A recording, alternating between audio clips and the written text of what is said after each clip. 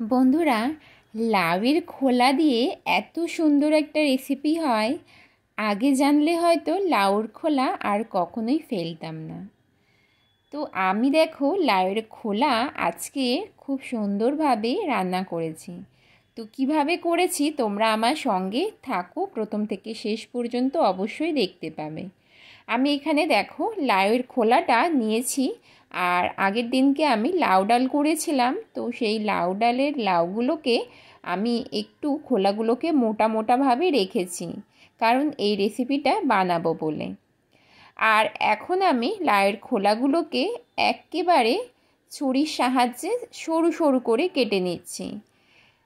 বটি দিয়ে কিন্তু খুব সহজে অত সরু সরু করে কাটা যায় না, মানে আমি তো পারি না, আমি জানি না তোমরা কেউ পারো কি না। তো দেখো সেই জন্য আমি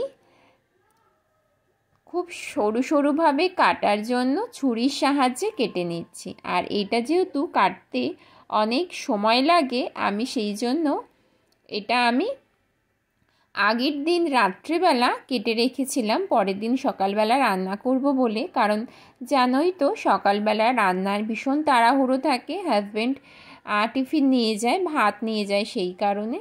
তো আমি সেই জন্য আগের দিনকে রাত্রিবেলা আমি এগুলো কুচিয়ে রেখেছিলাম। ভীষণ সময় লাগে বন্ধুরা। আর লাউয়ের খোলার এই রেসিপিটা আমি অনেক দিন থেকে শেয়ার করব বলে করা হয়নি।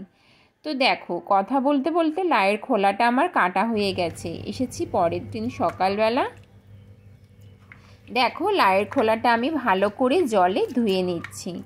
আর এই লাউয়ের খোলা থেকে যতটা নোংরা ছিল এখন জলে চুবিয়ে রেখেছিলাম, ভিজিয়েও গেছে আর নোংরাটা প্রায় ছেড়ে গেছে। এখন আমি কড়াইয়ের মধ্যে জল দিয়ে দিলাম, ওভেনটা জ্বালিয়ে নিয়েছি, আর সামান্য একটু লবণের মধ্যে দিয়ে নিচ্ছি। আর আমি দিয়ে নেব লাউয়ের খোলাগুলো। লাউয়ের খোলাটা দিয়ে একটা ঢাকনা দিয়ে ঢাকা দিয়ে দেব।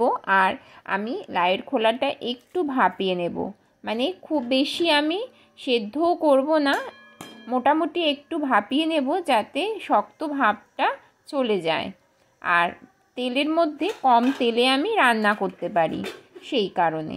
তো দেখো কয়েক মিনিট পরে ফিরে এসেছি, বেশ অনেকক্ষণই আমার হয়ে গেছে। আর এটা দেখো খুব সুন্দরভাবে আমার হয়ে গেছে ভাপানোটা।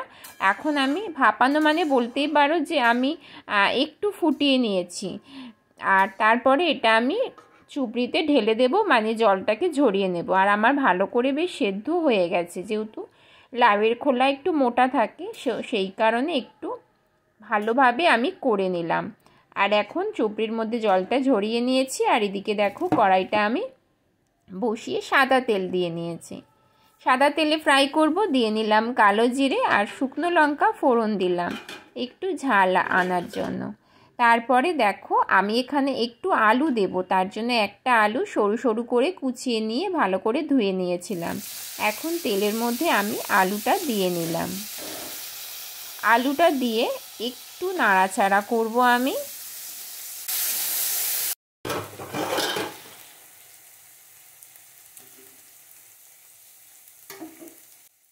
কয়েক মিনিট নাড়াচাড়া করে দিয়ে নিচ্ছি সেদ্ধ করে রাখা লাউয়ের খোলা। লাউয়ের খোলাটা দিয়ে আমি এইভাবে আবারও একটু খুন্তি দিয়ে নেড়ে দিচ্ছি। আর দেখো কড়াইটা বেশ গরমই ছিল, কিন্তু তবুও কড়াইয়ে লেগে যাচ্ছে। এখন আমি এটা ঢাকনা দিয়ে ঢাকা দিয়ে দেব, আর গ্যাসের ফ্লেমটা স্লো করে দেব। কিছুক্ষণ পরে দেখো আবারও ফিরে এসেছি, অনেকটা জলের ভাপ বেরিয়েছে। তো জলের ভাপেও দেখো অনেকটা তো হয়ে যায়, তো বেশ ভালোই হচ্ছে ভাজা ভাজাটা দেখো। এখন আমি এর মধ্যে দিয়ে নেব সামান্য একটু হলুদের গুঁড়ো আর স্বাদ মতো লবণ।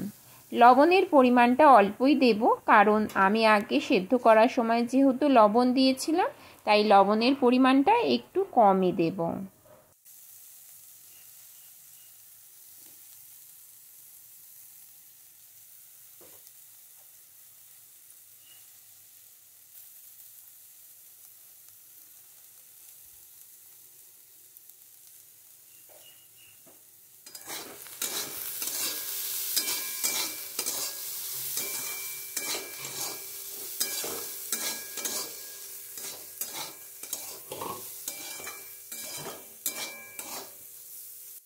লবণ আর হলুদ দিয়ে একটু নাড়াচাড়া করে দিয়েছি। এখন আমি ঢাকনা দিয়ে ঢাকা দিয়ে এটা হতে দেব।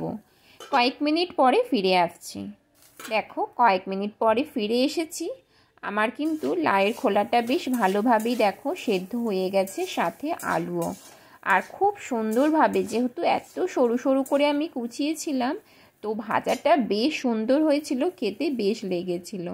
আর একটু সামান্য স্বাদ ব্যালেন্সের জন্য কয়েকটা দানা চিনি আমি এখানে দিয়ে নিলাম। চিনিটা দিয়ে একটু নাড়াচাড়া করছি যাতে চিনিটা একটু গলে যায়। আর বন্ধুরা, তাহলে লাউয়ের খোলার রেসিপিটা তোমরা তো দেখতেই পেলে দুর্দান্ত হয়েছে, তাই না? এখন এটা আমি একটা প্লেটের মধ্যে সার্ভ করে নিচ্ছি। তাহলে লাউয়ের খোলার এই রেসিপিটা তোমাদের কেমন লাগলো অবশ্যই কিন্তু কমেন্ট করে জানিও। মনে হবে এই রেসিপি দেখার পর শুধুমাত্র লাউয়ের খোলা তোমরা আর কখনোই ফেলবে না, এইভাবে লাউয়ের খোলা ভেজে খেতে ইচ্ছা করবে। লাউ ফেলে তোমরা লাউয়ের খোলাই খাবে, কথা দিচ্ছি, যদি তোমরা এইভাবে রান্না করো। আজকের আমার এই রেসিপির কোনো অংশ যদি তোমাদের ভালো লাগে অবশ্যই কমেন্ট করবে সুন্দর দেখে, আর লাইক দিয়ে পুরো ভিডিওটা জুড়ে থাকার জন্য আমার বন্ধুদের অনেক অনেক ভালোবাসা। বন্ধুরা, এভাবেই আমার সাথে থেকো, পাশে থেকো। আর আজকের রেসিপি কেমন লাগলো একটা সুন্দর কমেন্টের মাধ্যমে জানাবে। আর নতুন বন্ধুরা চ্যানেলটিকে সাবস্ক্রাইব করে অল নোটিফিকেশান অন করে রাখবে এইরকম নিত্য নতুন ভিডিও নোটিফিকেশান পাওয়ার জন্য। তাহলে আজকের মতো এখানেই শেষ করছি, দেখা হবে নেক্সট ভিডিওতে। টাটা।